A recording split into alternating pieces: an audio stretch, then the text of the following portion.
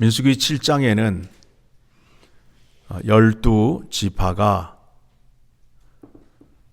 여호와 하나님 앞에 봉헌물을 드리는 그 장면이 나오게 됩니다. 우리가 여기에서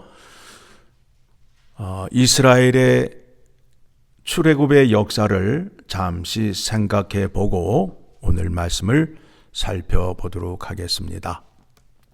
자, 이스라엘 백성들이 1월 14일 날 유월절 절기를 지키고 그 다음 날 무교절 절기를 맞이하면서 이제 출애굽을 하게 되었지요. 그때를 광야 1년이라 합니다.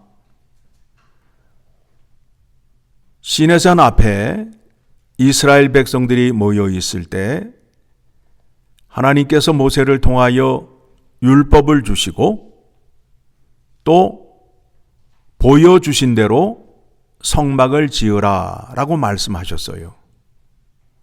그 성막은 어떤 곳이냐 하면 하나님이 거하시고 이스라엘 백성들을 만나 주시는 곳이에요. 거룩하신 하나님이 거하시는 곳이에요. 그래서 그 거룩하신 하나님이 계신 그곳에 백성들이 나아가기 위해서는 약속된 말씀대로 지켜 행함으로 인하여 하나님을 만날 수 있게 된 것입니다. 이스라엘 백성들이 갖고 있던 금, 은, 보화 또 각종 모든 것을 모세의 발 앞에 갖다 놓음으로 인하여 성막을 건축하기 시작하였습니다. 그래서 마침내 성막을 봉헌하게 되었는데 그때가 언제이냐 하면 출애굽기 40장 13절의 말씀을 보게 되면 그 때가 나옵니다.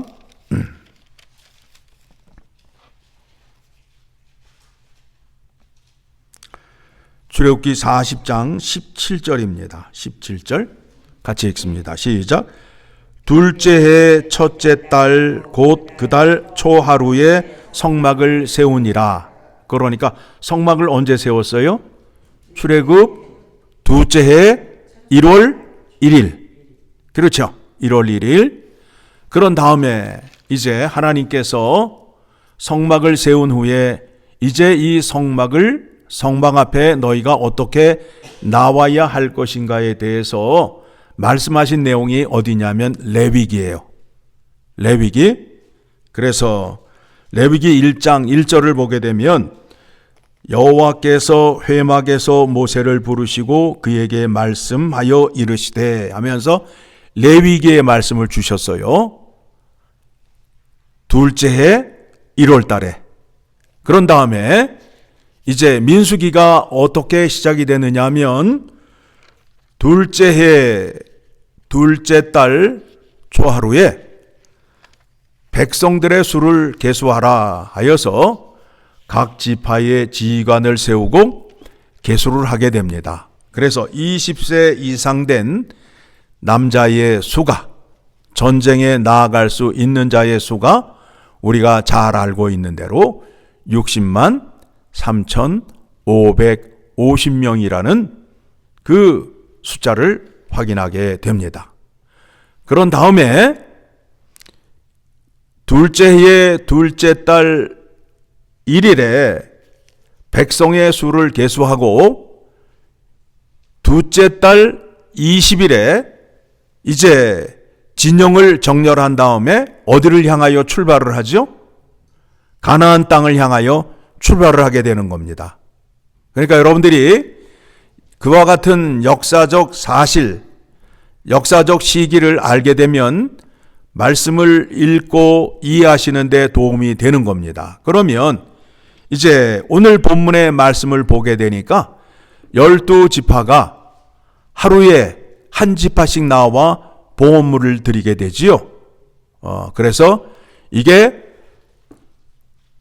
성막이 봉헌된 이후에 가나안 땅을 향하여 출발하기 전에 각 지파가 하나님 앞에 나와 봉헌물을 드리고 헌신을 다짐하였구나라는 것을 알게 됩니다. 이와 같은 믿음의 전통을 따라 교회에서도 신년이 되게 되면 각 전도회, 각 기관들이 무슨 예배를 드려요? 헌신 예배를 드리게 되는 겁니다. 여러분, 교회에서 생겨난 그와 같은 제도와 전통은 사람의 생각으로 만든 것이 아니에요. 성경의 말씀을 근거해서 하는 것이기에 여러분들이 조금 이해가 안 되더라도 여러분의 생각으로 판단하지 마시고 따르셔야 돼요. 따르셔야 돼요. 자, 12지파가 드린 헌물에 대해서 여러분에게 소개를 해드렸고, 그 다음에 그 드린 헌물을 직임에 따라 나누어 주라 하여서 7절의 말씀을 보게 되면 곧 게르손 자손들에게는 그들의 직임대로 수레들과 소 4마리를 주었고, 이 사람들이 무슨 일을 하느냐 하면 성막을 옮길 때에 그 밑에 발판이나 천막이나 덮개를 손으로 들고 가게 되면 무겁잖아요. 멀리 못 가잖아요. 그래서 그들에게 뭘 줬다고요? 소와 수레를 주었어요. 그래서 옮기게 했어요. 그래서 게르손 자손에게는 수레들과 소 4마리를 주었고, 그 다음에 무나리 자손에게는 수레 4과 소 8마리를 주었어요. 그러니까 무나리 자손이 하는 일이 더 힘들고 어려운 일이 많았다. 그렇죠. 기둥이라든가 이런 무거운 것들을 옮기기에 필요한 것들을 그에게 주었어요. 그런데 9절 시작.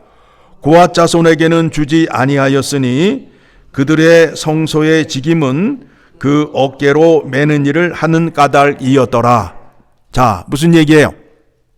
고앗 자손은 어떤 일을 했어요? 어깨에 매는 일을 했으니까 무엇을 어깨에 맸어요? 여호와의 법궤를. 여호와의 법궤를 메었어요. 이렇게 말씀을 주셨지요. 그런데 이제 여러분이 이 말씀을 잘 생각하시고, 다윗이 법궤를 옮기려 할 때에 어떻게 했어요?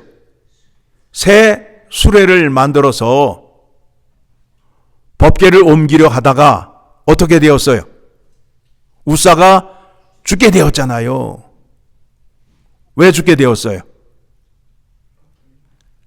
여호와 하나님의 법궤는 수레에 실게 되어 있다, 어깨에 매게 되어 있다. 어깨에 매게 되어 있다라는 거예요. 정하신 방식대로. 그래서 그 뒤에 다윗이 돌아와서 하나님의 말씀, 약속의 말씀, 율법의 말씀을 살펴보니까 어떻게 옮겨야 된다고요? 어깨에 매야 된다고 그래서 고앗 자손을 데리고 가서 옮겨오는 장면을 우리가 말씀을 통하여 확인할 수 있어요. 내 방식으로 나아가는 게 아니에요. 내가 생각하는 좋은 것, 새 수레와 좋은 소로 하나님의 법궤를 옮기는 게 아니에요. 하나님이 정하신 방법대로 옮겨야 된다라는 겁니다. 자, 오늘 1절의 말씀을 우리가 살펴보려 합니다. 1절의 말씀 봅니다. 모세가 장막 세우기를 끝내고 그것에 기름을 발라 거룩히 구별하고 또 그 모든 기구와 제단과 그 모든 기물에 기름을 발라 거룩히 구별한 날에 하나님께서 택하신 사람들과 하나님의 영광을 위하여 쓰는 기물에는 뭘 바른다고요? 기름을 바른다라는 거예요. 그래서 기름을 받았다 하면 이제 더 이상 세상의 영광을 위하여 사용하는 것이 아니라 오직 하나님의 영광을 위하여 쓰임을 받는 자가 되었다. 쓰임을 받는 기물이 되었다라는 거예요. 이 말씀이 이제 예수 그리스도에게 적용이 됩니다. 예수 그리스도에게 기름을 바른다 하면 관유를 바르는 거예요. 성령이 임하는 거예요. 성령의 기름 부음을 받게 되는 겁니다. 기름 부음을 받은 사람은 하나님의 영광을 위하여 쓰임을 받은 사람이라 공개적으로 소개를 하고 있는 겁니다. 자, 예수님이 이 땅에 오셨는데 어떻게 오셨죠? 우리가 사도신경에 고백을 하잖아요. 예수님이 이 땅에 오셨는데 동정녀 마리아의 몸에서 나오시는데 무엇으로 잉태되었다? 성령으로 잉태되었다. 그러니까 이 분은 사람으로 태어나실 때부터 어떻게 해요? 하나님의 영광을 위하여 쓰임받기로 작정이 되었다. 그렇죠? 처녀의 몸에 성령으로 잉태되어 이 땅에 오신 분이 예수 그리스도란 말입니다. 기름 부음에 대해서 지금 말씀을 드리고 있습니다.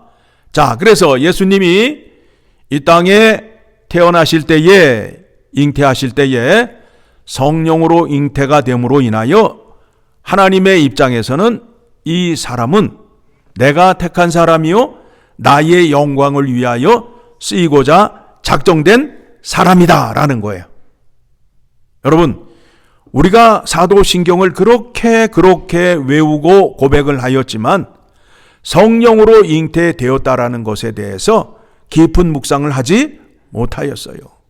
그런데 구약의 말씀을 보게 되니까, 민수기 7장 1절의 말씀을 보게 되니까 어떻게 돼요? 기름을 발라 거룩히 구별하여 하나님의 영광을 위하여 쓰시기로 작정하셨다라는 거예요. 그래서 예수님께서 누가복음 4장 16절을 가게 되면 이렇게 자기를 소개하고 있잖아요. 누가복음 4장 16절 같이 읽어 내려갑니다. 예수께서 그 자라나신 곳 나사렛에 이르사 안식일에 늘 하시던 대로 회당에 들어가사 성경을 읽으려고 서심해 선지자 이사야의 글을 들이거늘 책을 펴서 이렇게 기록된 데를 찾으시니 곧 주의 성령이 내게 임하셨으니 이는 가난한 자에게 복음을 전하게 하시려고 내게 기름을 부으시고 나를 보내사 포로던 자에게 자유를 눈먼 자에게 다시 보게 함을 전파하며 눌린 자를 자유롭게 하고 주의 은혜의 해를 전파하게 하려 하심이라 하였더라. 예수님이 또 세례도 받으셨어요. 그렇죠? 세례 요한에게 세례를 받으셨어요. 세례를 받으실 때에 어떤 장면이 일어났었죠? 하늘문이 열리고 성령이 임하며 하나님 아버지의 음성이 들렸죠. 이는 내 사랑하는 아들이라 라는 그 말씀이 들렸어요. 자, 예수님이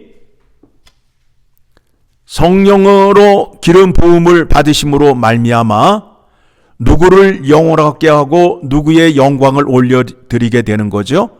하나님 아버지의 영광을 올려드리는 거예요. 하나님의 일을 이루시는 거예요. 자, 그렇다면 우리는 성령으로 기름 부음을 받았어요? 안 받았어요? 받았잖아요.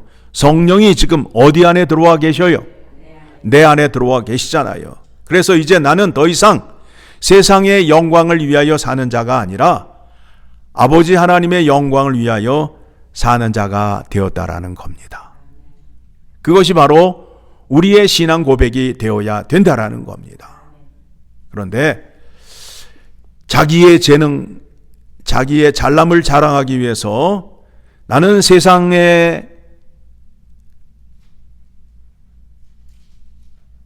것도 자랑하며 또 하나님의 영광도 올려드리는 양쪽을 잘 왔다 갔다 하는 자라고 스스로 잘남을 자랑하며 생각하는 자들이 있어요. 그런데 그거는 성경적인 믿음이 아니에요. 기름 부음을 받았다 하면 더 이상 세상과는 관계가 없는 사람이요, 오직 하나님과 화목한 관계를 유지하며 하나님께 영광을 올려드리는 자라는 것임을 여러분이 기억하시고, 어떻게 믿음 생활을 하여야 하며 하나님께 영광을 올려드려야 하는지를 오늘 말씀을 통해서 확인하셔야 됩니다. 그렇죠? 그래서 나는 내 이름을 갖고 있지만 하나님의 아들 누구누구라는 수식어가 붙게 되는 거예요. 하나님의 영광을 위하여 사는 자가 된 것이 얼마나 기쁜 일인지 몰라요. 하나님께서 나를 구별하여 거룩하게 하시기 위하여 예수 그리스도의 이름으로 구원을 주시고 성령을 주셨다라는 거예요. 그러므로 인하여 하나님께 택함을 받은 자, 거룩한 자로 구별함을 받았으니 이제 누구를 닮아야 돼요? 하나님의 성품을 닮아야 되는데, 하나님의 성품이 구체적으로 어떻게 나타나는지를 누구를 통하여 보여주셨다고요? 예수 그리스도를 통하여 보여주셨어요. 그래서 우리가 예수 그리스도를 닮자 하게 되면 결국에는 누구를 닮는 거예요? 하나님을 닮게 되는 겁니다. 그래서 우리 교회에는 누구의 성품을 닮은 사람들이 많이 모여야 돼요? 하나님의 성품을 닮은 자들이 많이 모여야 된다라는 겁니다. 그렇게 해야 하나님이 기뻐하시고 하나님께 영광을 올려드리는 교회가 됨을 기억하셔야 됩니다.